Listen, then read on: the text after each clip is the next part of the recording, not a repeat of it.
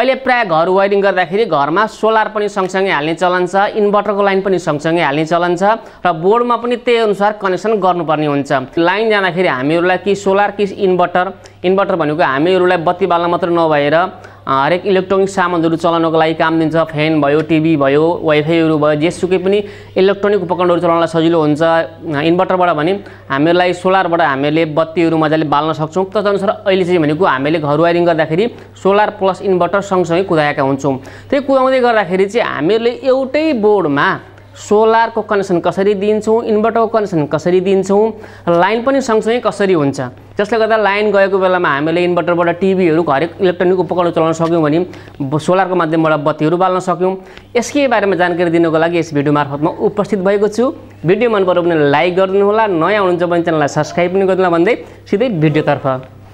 साथीहरू, board wiring गर्दाखेरि solar inverter सँगसँगै वायरिङ गरेर कनेक्सन दिँदाखेरि हामीले पहिला नम्बरमा डिसाइड गर्नुपर्ने के हुन्छ भनेदेखि हामीले कतिवटा बत्ती चाहिँ सोलर बाल्ने, त्यही अनुसार हामीले वायरिङ गर्दाखेरि त्यो बोर्डमा चाहिँ सोलरको पोइन्ट ल्याएर राखेका हुन्छौँ।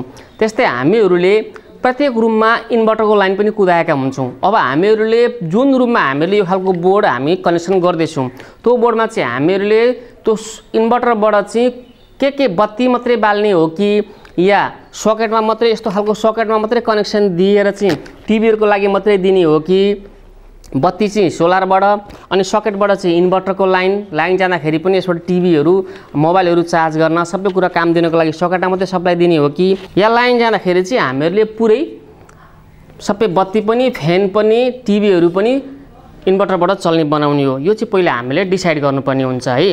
अब प्राय घरमा भनेको चाहिँ सबै चाहिँ हामीले इन्भर्टर दिएका हुँदैनौँ, किनभनेदेखि सबैमा दिँदाखेरि लोड बेसी हुन्छ, जसले गर्दाखेरि ब्याट्री पनि छिट्टो सकिने सम्भावना हुन्छ इन्भर्टरको। त्यसले गर्दाखेरि चाहिँ हामीले सीमित कतिवटा दिने, त्यसको लागि चाहिँ हामीले त्यही अनुसार वायरिङ गर्नुपर्ने हुन्छ पहिला बोर्डमा। अब साथीहरू, यहाँ देख्न सक्नुहुन्छ यो बोर्डमा एउटा यहाँनिर सकेट रहेको छ। 1 2 3 4 5 6 7वटा स्विच रहेका छन्, एउटा इन्डिकेटर रहेको छ, एउटा फ्यानको लागि डिमर रहेको छ। अब यहाँनिर चाहिँ मैले के गर्न खोजिरहेको छु भनेदेखि यसमा चाहिँ भनेको एउटाबाट सोलरको बत्ती बाल्ने, इन्भर्टरको लाइन चाहिँ सकेटमा मात्रै दिने हैन। हामीहरू लाइन जाँदाखेरि टिभी सिभी चलाउनको लागि सकेटबाट काम दिन्छ भनेर इन्भर्टरको लाइन सकेटमा मात्रै दिने। अरू यो 1 2 3 4 5 5वटा स्विच 6वटा 7वटा स्विच मध्ये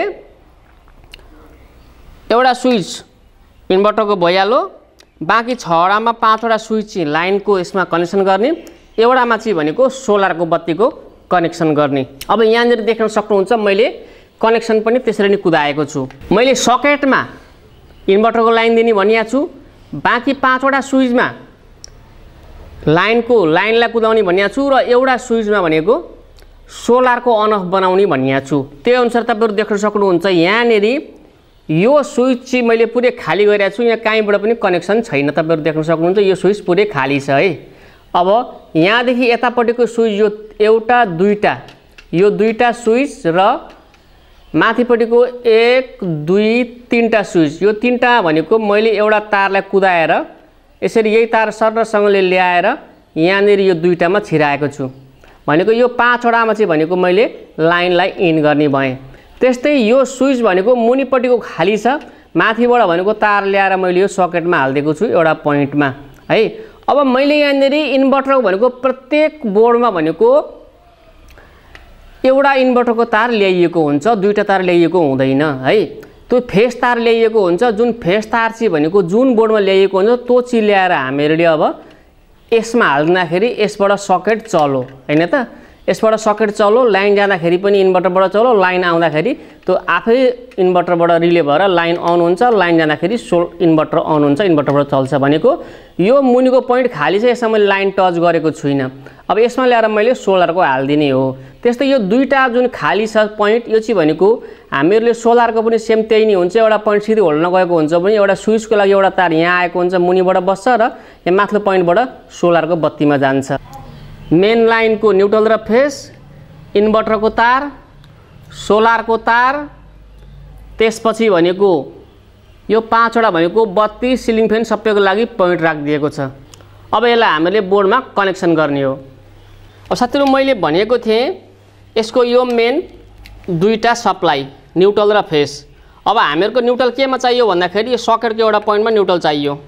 यहाँनिर सिधै लगाइदिउँ। यसमा भनेको इन्डिकेटरको पनि एउटा बाँकी रहेको थियो, यसलाई पनि यहीँनिर छिराइदिउँ र यसलाई पनि यहीँनिर लगाइदिउँ।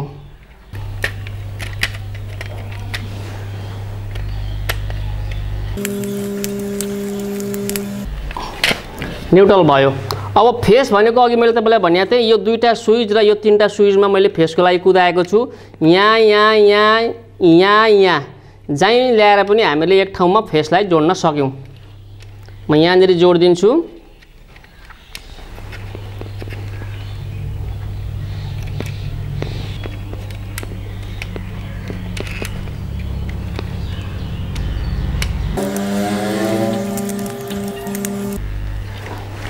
फेसलाई जोडियो, न्युट्रल र फेस बस्यो। अब हामीहरुले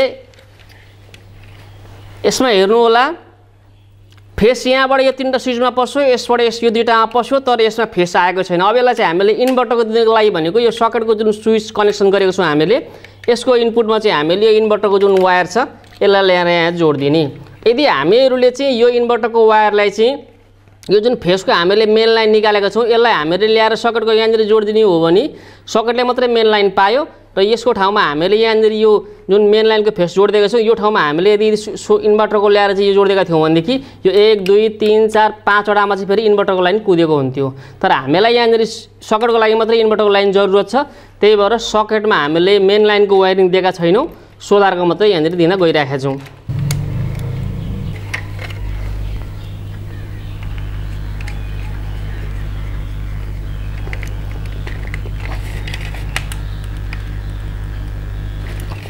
बस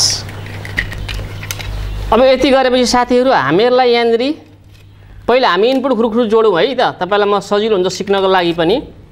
अब यो हामी एउटा स्विच यहाँनिर खाली गरेको छ, यहाँनिर न लाइन हालेको छ न कुनै पनि छैन, यो एकदम सिंगल शुद्ध खाली छ। यसलाई चाहिँ हामीले अब सोलरको लागि हाल्दिने। सोलरको यो दुईटा तार जुन हामीले ल्याएका छौं यो दुईटा तारलाई हामीले तलतिर र माथितिर जोड्दियौ भनेदेखि यसबाट अन भइहाल्यो। यसमा अरु काहीँ लाइनको बारेमा काहीँ टचै हुनु हुँदैन।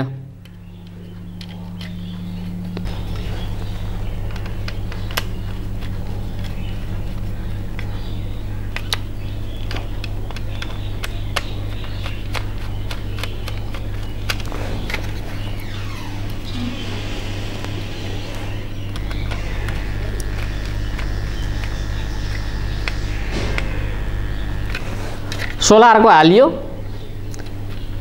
इन्भर्टरको पनि हालियो, लाइनको इन पनि गरियो। अब हामीले इनपुट जम्मै जोडिसक्यौं। अब हामीले यहाँबाट आउटपुट जोड्ने कुराहरुमा भनेको सोलरको चाहिँ हामीले आउटपुट पनि जोडिसक्यौं।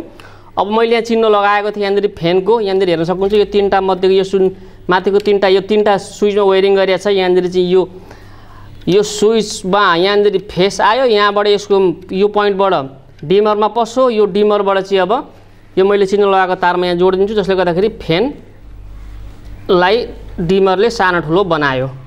स्विच अफ गर्यो भने लाइन पुरै फ्यानै बन्द भयो, डिमर हामीले चलायौं भनेदेखि फ्यान सानो ठुलो बनाउन भयो।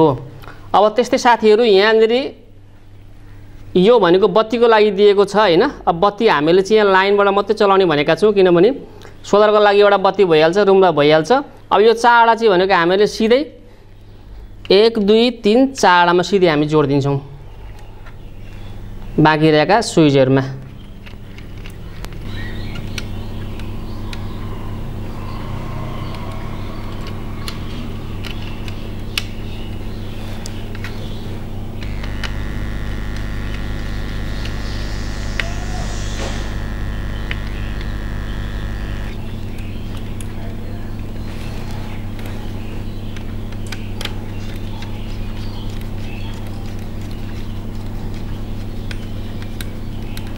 कस्ताखेरि चाहिँ मजाले टाइट पारेर कस्नुपर्छ, नभए स्पार्किङहरु गर्छ डढ्ने तार हुन्छ, सम्भावना हुन्छ।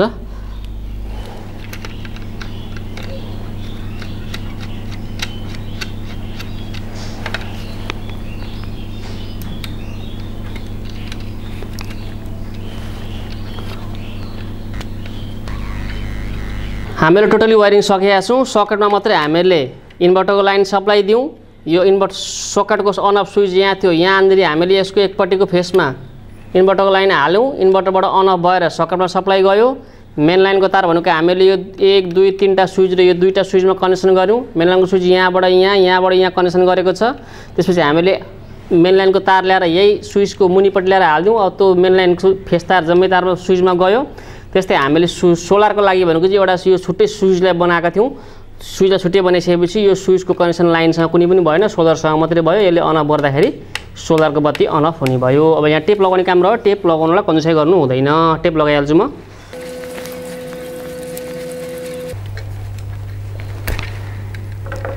यति गरेर हामीले अब सिधै बोर्डलाई कस दिन सक्यौँ।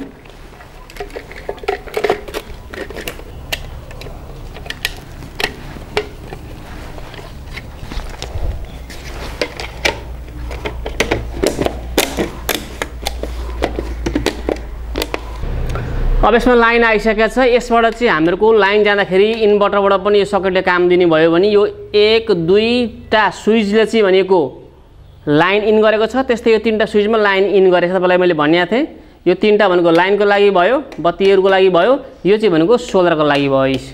यो एउटा स्विच चाहिँ सोलरको लागि भयो। अब सोलरबाट चाहिँ हामीले यो बत्ती अन गर्दाखेरि सोलरको बत्ती बाल्ने भयो। यो दुईटा लाइन, यो इन्भर्टर लाइन जाँदाखेरि पनि। यसरी नै साथीहरू हामीले एउटै बोर्डमा सोलर इन्भर्टर कनेक्सन गरेर चाहिँ वायरिङ गर्न सक्छौँ। नजान्ने साथीहरूको लागि पक्कै पनि यो भिडियोले केही हेल्प गर्छ भन्ने मलाई लागेको छ। भिडियो मन पर्यो भने लाइक गरिदिनुला भन्दै यस भिडियोबाट म बिदा हुन चाहन्छु। हस्त बाई।